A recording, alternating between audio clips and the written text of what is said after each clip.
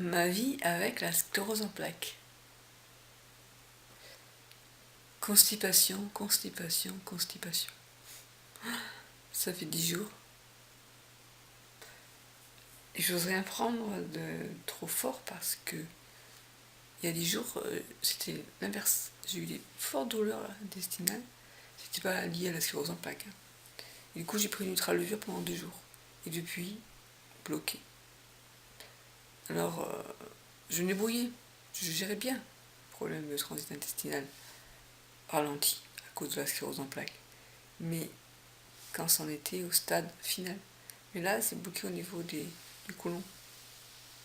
Et il faut que je fasse un lavement. Mais je vais à la pharmacie, il me donne un lavement, un laxatif pour rectal, c'est pas du tout ce que je voulais moi. C'était pour mettre de l'eau dans mon côlon pour évacuer tout ça. On n'en parle pas beaucoup, hein, on n'en parle jamais d'ailleurs, de ces problèmes-là. Parce que ça fait. C'est tabou. Bah, mon nouveau concept de vidéo, c'est ma vie avec la sclérose en plaques. Sans chichi. Voilà. Donc, si vous voulez pas que je parle de ça, ça vous. Ah, quelle horreur. Parler d'intestin, de caca, de. Ah non. Eh ben, venez pas sur ma chaîne YouTube, c'est tout simple. Sinon, pour les autres, je vous dis à bientôt pour la prochaine vidéo. On parlera de la sclérose en plaques au quotidien. Ma vie avec la CEP. Passionnant. À demain. Ma vie avec la CEP. Aujourd'hui, je vais vous proposer un point d'acupression utile en cas de constipation, mais également des zones réflexes pour détendre l'intestin grêle et le côlon, pour essayer de libérer, exonérer, comme on dit, au niveau médical. Ok? Alors, je vais essayer de vous montrer, ce qui ne va pas être facile parce que je suis toute seule à devoir à la fois tenir l'appareil, d'ailleurs il est en train de se débiner, tenir l'appareil et vous expliquer. Alors je vais vous montrer. D'abord, ça s'appelle le point G14, gros intestin 4, G14. Pourquoi je dis G14? Mais non, gros intestin GI4, gros intestin 4, union de la vallée. Alors c'est un point qui permet de traiter la douleur, la tension physique et psychologique. Et ça permet également de traiter les problèmes de maux de tête, constipation, insomnie, stress. Parfait pour moi. Alors, donc, comment on le trouve? Eh bien, c'est au niveau du dos de la main, dans le creux entre le pouce et l'index. Ici, on place, je ne sais pas si vous voyez quelque chose, hein. On place le pouce sur le poing et l'index sur la paume. On va faire de petits mouvements circulaires avec le pouce, jusqu'à ce qu'on sente le poing. Il est douloureux. Moi, je le sens. Attendez, je recommence. Ouais, voilà, moi, je l'ai senti ici, là, dans le creux, vraiment dans le creux, là. Voilà. Donc, il faut. Oula, je le sens encore, vous voyez. On maintient la pression pendant 10 à 15 secondes. On adapte en fonction de l'état du point. Lorsque le point se débloque, on sent un afflux de chi, comme un barrage qui cède. On attend que le flux se calme avant de retirer le pouce. Alors, j'ai été voir sur le site acupression.fr. Donc, on a ce point. On a également, à part le point GI4, union de la vallée, on a un point, si tu veux, situé, pas si tu veux, au niveau du ventre, qui s'appelle océan d'énergie. C'est le point VC6. Alors, avant de passer à ça, je voulais vous dire que une fois qu'on a fait la main gauche, eh bien, on va masser le point VC6 de l'autre main. On masse les points sur chaque main pendant 1 minute et on répète 2 à 4 fois par jour. Alors le point VC6, je ne sais pas où il est. C'est cool. Elle ne le dit pas. Alors je vais aller voir le point VC6 sur la main droite. Ah ben voilà, je suis bête. Pourquoi elle me dit de l'autre main? Parce que moi je vois point VC6, c'est au niveau du ventre. Bizarre. Bizarre. Je crois qu'elle a dû se tromper là. Bon bref, on est mal barré. Alors là, c'est au niveau du ventre. Je vais vous montrer mon beau ventre, vous voulez voir?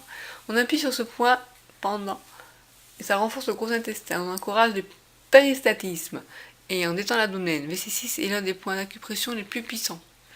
Donc le point d'océan d'énergie situé à 3 travers de doigts sous le nombril. Donc 3 travers de doigts, c'est à ce niveau-là. 3 travers de doigts sous le nombril. Voilà. C'est le point central du corps. Ce point aide à apporter un sentiment d'équilibre à l'individu. J'en ai bien besoin. Alors, je vais voir d'abord où est-ce qu'il est. Après, je vais vous montrer. Donc, on fait 3 travers de doigts sous le nombril. Ça donc correspond à peu près à ici. Et là, on masse. Ok. Oh, ouais, c'est lourd. Ici. Donc, je le fais. Et j'espère que mon épisode de constipation passagère va passer. Ça fait quand même 10 jours que mon côlon est rempli, il ne veut pas se vider. Alors, j'avais l'habitude d'avoir la dyschésie rectale qui se situe au niveau du rectum, mais là, je suis partante pour essayer un lavement, comme je vous en ai parlé. Donc, j'essaie toutes les solutions possibles pour essayer d'exonérer, comme ils disent. Et ça, c'est vraiment un truc dont tu parles pas trop, quoi. Ma tante qui me demandait, qu'est-ce que tu veux dire par lavement? C'est quoi exactement? Tu es genre dans les détails. Bon, alors... Va sur le site Régénère. Hein. Je voulais pas faire la pub pour le site Régénère parce que je ne suis pas spécialement pour ce site. Mais en l'occurrence, j'ai trouvé un appareil pour faire des lavements. Et je crois que je vais finir par m'y résoudre parce que c'est vraiment inconfortable. Voilà. Donc, on va profiter pour vous montrer le ventre. Vous avez ici l'intestin grêle. Enfin, vous voyez mon nombril, mais c'est l'intestin grêle qui est dessous. Et le côlon commence ici. Il fait tout le tour comme ça. Et là, quand il descend ici, il fait une virgule, il descend comme ça. Donc vous avez, là c'est la fin, on va jusqu'au rectum. Là, on a l'estomac, ici. Et souvent, on ne sait pas trop, hein. Là, on masse l'estomac, on ne sait pas comment se masser, il faut faire comme ça. Le sens, ça c'est le sens du transit. Quand vous êtes constipé, faites des massages comme ça ce matin. La kiné, elle m'a fait ça. Elle m'a dit, tu as des blocages à ce niveau-là, et là alors, c'est un bouchon que tu as, quoi. Voilà, donc c'est naturel, enfin je veux dire, pendant longtemps, le ventre, l'intestin, l'estomac, tout ça, là, sur cette partie de l'abdomen, c'était pour moi tabou. Et je me souviens, ma mère, elle disait, ouais, non, c'est fou, c'est presque, ouais, caca, pas caca. Et c'est con parce que c'est notre corps, quoi, c'est une partie de notre corps aussi bien que la main, le pied. Bon, d'accord, c'est pas aussi agréable, mais c'est... Je suis sûre que la sclérose en plaques a à voir avec les intestins d'ailleurs, le microbiote intestinal. On est encore bien loin d'avoir passé tous les mystères. Oui, je pense. Alors maintenant, je vais vous montrer les pieds. Alors, rapidement, on commence par le droit. Vous avez l'estomac, très peu à droite, mais un petit peu quand même. C'est situé ici, là. Vous avez un peu l'estomac. Là, vous allez avoir l'intestin grêle, là. Et puis le côlon. Il faut masser, enfin c'est pas évident parce que je peux pas tenir l'appareil en même temps de vous montrer. Mais si vous pouvez pas faire la chenille, c'est pas grave. Vous allez appuyer en massant comme ça en remontant. Et alors après, du pied gauche, je vous montre aussi. Et là, donc on a toujours l'estomac ici. Et qui est plus.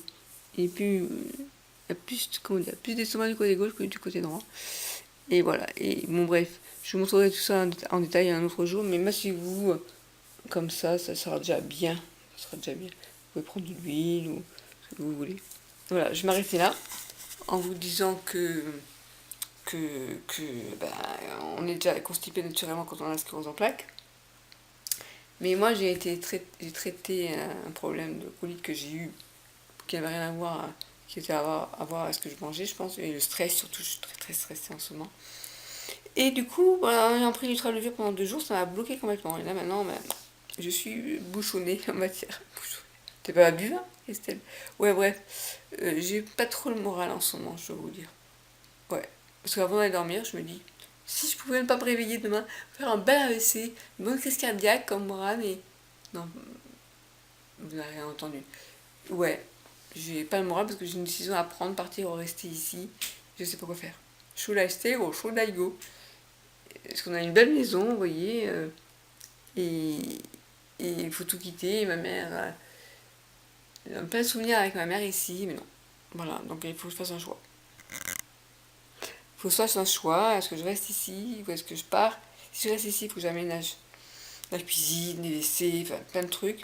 Si je m'en vais, mon père il part en maison de retraite et moi je ne sais pas où je vais. Ma tante elle me dit dans une maison pour seniors, non mais tant que j'ai pas l'âge encore, une maison spécialisée pour handicapés où tu seras pas toute seule. Ici dans une grande maison tu pourras pas rester toute seule. Voilà, je suis là, je dis qu'est-ce que je fais. Je sais pas, je sais pas, je sais pas, je sais pas. Et donc je lui dis bah je pars, je pars, je meurs. Ça serait la solution. Non, pourquoi pas. Bref, allez, je vous laisse et je vais aller faire ma piqûre. Parce que je suis pas encore mort, donc il faut bien que je reste la plus valide possible. La plus valide possible. Ouais, c'est pas gagné d'avance. J'ai même pas pris la butine. J'ai dit là et je la prends pas. Et ce problème digestif, tout ça, ça m'a eu le problème moral, j'ai plus de motivation, quoi. Donc, Et mon appareil s'est arrêté, puis pas longtemps je parlais. Donc, voilà, j'ai plus la motivation. Mais, avant de mourir, on va tous mourir un jour, hein, donc... mais je vais pas me suicider, j'aurai pas le courage. Parce que je vais me louper, je suis sûre, donc... ça va être pire après, quoi. Bref, donc... vous n'avez rien entendu. Demain, je vais chez le coiffeur. Une nouvelle coiffeuse. Visagiste et tout, c'est 45 € la coupe, le brushing. Donc j'espère que ça va être bien, quoi. Et j'ai envie de tailler tout ça parce que je n'aime pas. Donc, on dirait, je vais vous montrer, on dirait Coluche. Non, c'est pas Coluche, il a ça, si je crois bien. C'est rien. Enfin bref, voilà, je vais me faire un truc sympa qui, j'espère, va m'en donner le moral, on ne sait pas. Et après, avoir l'épilation aussi des sourcils. Il n'y a rien de mieux pour se donner un peu de morale, de se retrouver un peu. De se mettre. Voilà, j'allais dire se trouver jolie, mais je ne me trouverais pas jolie, mais. Moins moche. Non, mais j'ai pas le moral, je vous ai dit, hein. Donc c'est pas la peine de me demander, hein. Ça va pas, ça va pas, ça va pas. J'ai plus de chat. En plus. Parce que voilà. Et puis. Oh, je sais pas, hein, qu'est-ce que vous feriez à ma place? Ah oui, tiens, donnez-moi votre avis. Vous resteriez à cette grande maison avec votre papa à vous occuper? Trop des écraniers quand même. En réaménageant la cuisine, ça va dépenser pour 5 000, il m'a dit 5 000 € pour agrandir les WC, réaménager la douche, et après la cuisine, je sais pas encore. Ou bien vous partiriez. Et vous me direz à votre père, maison de retraite pour toi, il a l'argent hein, pour se payer la maison de retraite, et moi, où je vais? Dans un appartement, payé par qui? Qu'est-ce que je dois faire, quoi? Qu'est-ce que je dois faire? Et voilà, et comme je sais pas quoi faire, eh ben, je stresse. Donc, qu'est-ce que je vous conseille? Qu'est-ce que vous feriez à ma place?